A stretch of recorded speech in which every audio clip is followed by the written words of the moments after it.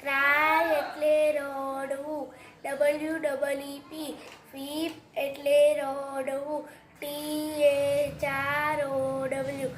Throw એટલે ફેંકવું.